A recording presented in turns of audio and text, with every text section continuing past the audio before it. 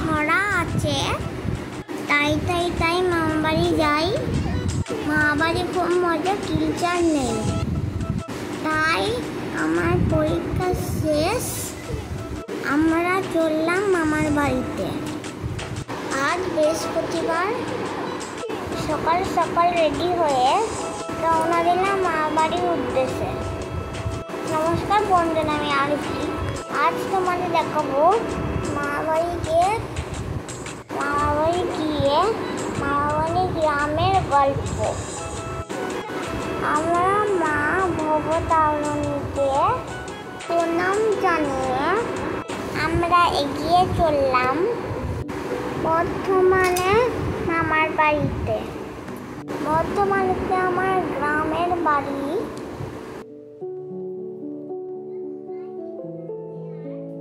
মামার বাড়ি থেকে গ্রামের বাড়িতেও যাব। মেঘলা বৃষ্টি ভেজা রাস্তা দিয়ে আমরা এগিয়ে চললাম। বাড়ি থেকে দৃশ্য খুব সুন্দর ছিল। ওই মামা বাড়ি দেখা যাচ্ছে। আমি আনন্দে তো খুব লাফাতে শুরু করলাম। আমি খুব এক্সাইটেড ছিলাম।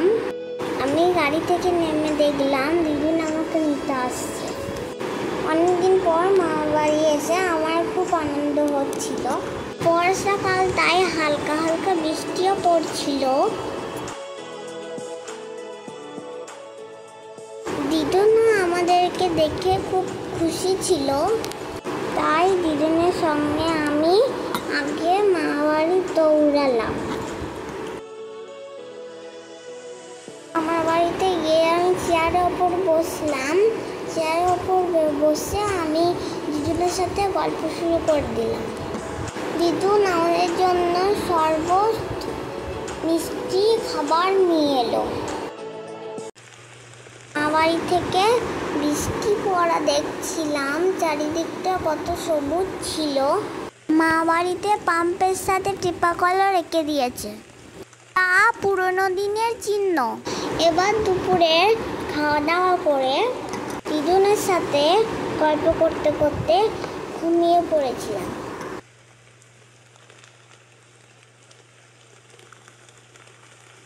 ঘুম ভেঙে দেখি সন্ধ্যা হয়ে গেছে। আমি দিদুন ও মামার জন্য এর হাতে একটি খুব সুন্দর কার্ড বানিয়েছি। সেই কার্ডটি আমি নিয়ে দিদুন ও মামাকে দিলাম।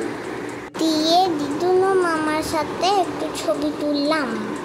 মামা ও দিদুন কার্ডটা দেখে বলল, খুব সুন্দর হয়েছে। আমারও খুব ভালো লাগলো। সন্ধ্যেবেলা চা খেতে খেতে মজা করলাম, গান করলাম। ভালো লাগছিল।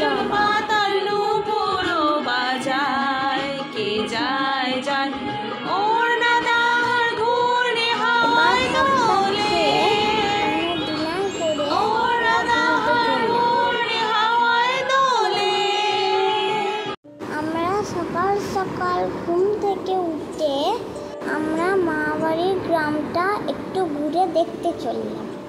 বৃষ্টি পড়ছিল হালকা হালকা। বৃষ্টি নিয়ে আমরা দেখছিলাম মামার বাড়ির গ্রামটা। এই বৃষ্টিতে চারিদিকের গাছপালা সবুজে ভরে উঠেছে।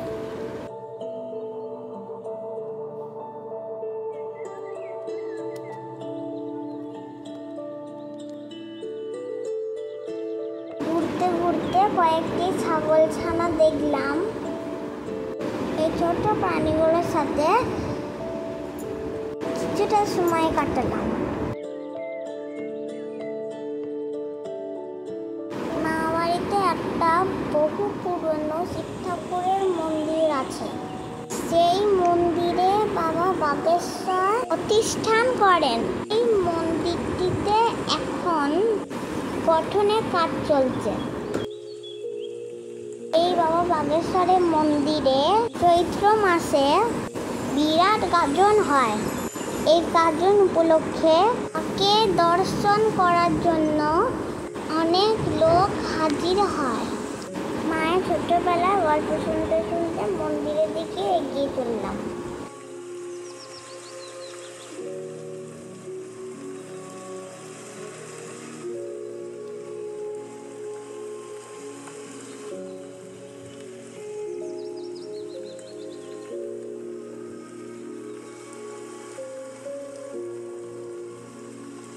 ঠাকুরকে প্রণাম করে মন্দিরের ওপরে উঠলাম।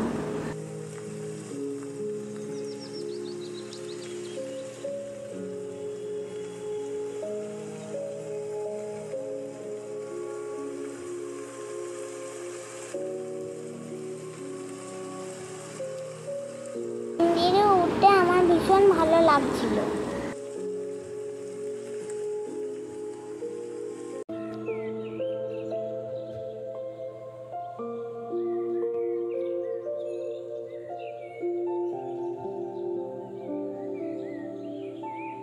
মন্দিরে উঠে আশেপাশে গাছগাছালিদের দেখছিলাম।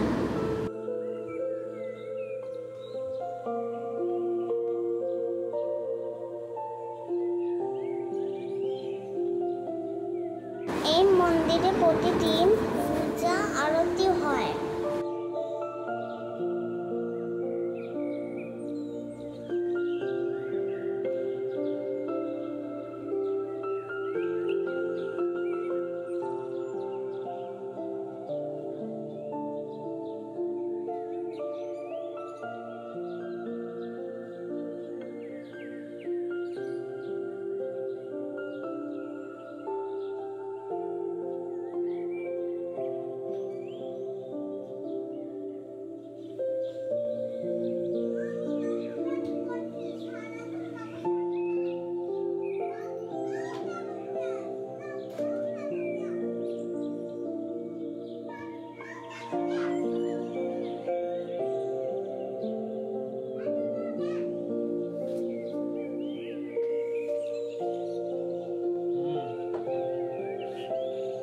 কিছুক্ষণ ভালো সময় মন্দিরে কাটিয়ে আস্তে আস্তে নেমে এলাম।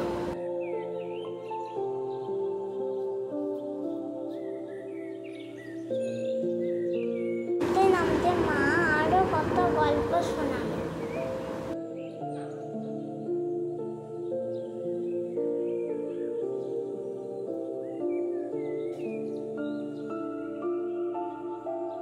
এই ঘাস লতা পাতা ছিল মায়ের খেলার জিনিস। এই দেখো ঘাসের ওপর কাকে দেখা যাচ্ছে। এখানে আশেপাশে অনেক মন্দির আছে।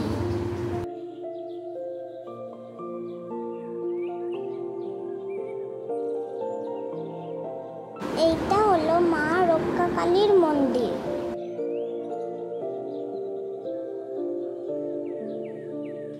জায়গাটা দেখার জন্য একটু হাঁটতে বেরোলাম।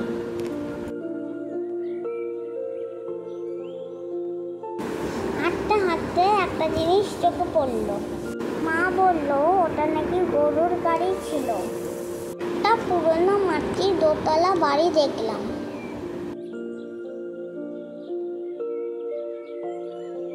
আমার সবকিছু ছবির মতো লাগছিল।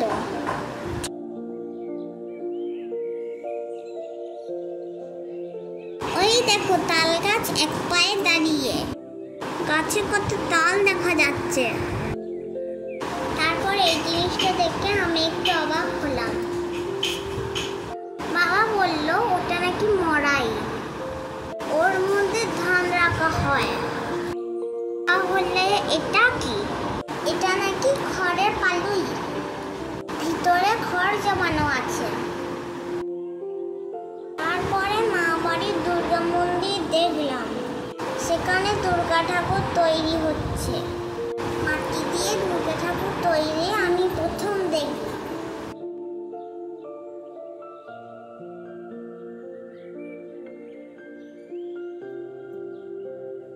মন্দিরে কিছুক্ষণ সময় কাটালাম। এই মন্দিরটাও খুব সুন্দর।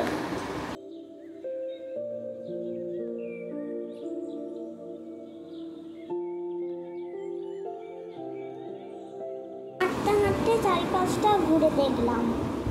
কত নতুন নতুন গাছ চিনলাম।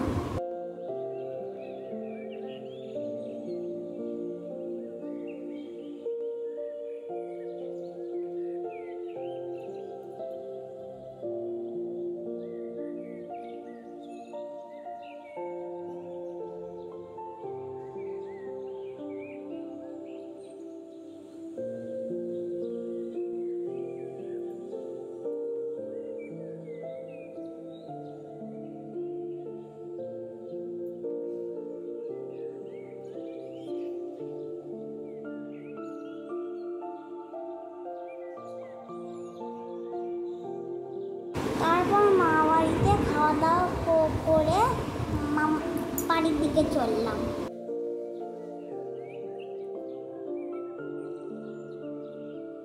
এই দেখো, আমাদের গাড়িতে নয়, টোটোয় মজা করে যাচ্ছি। দাদু দিদুনকে টাটা করলাম।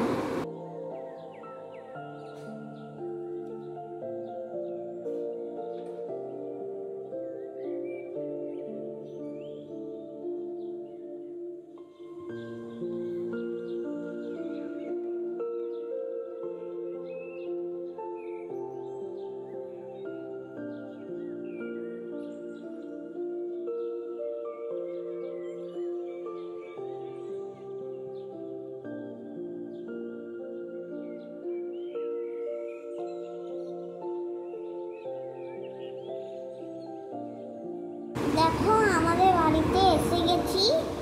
এরপর বাড়িতে কি কি করি দেখবে তোমরা। টাটা, ভালো থেকো সবাই।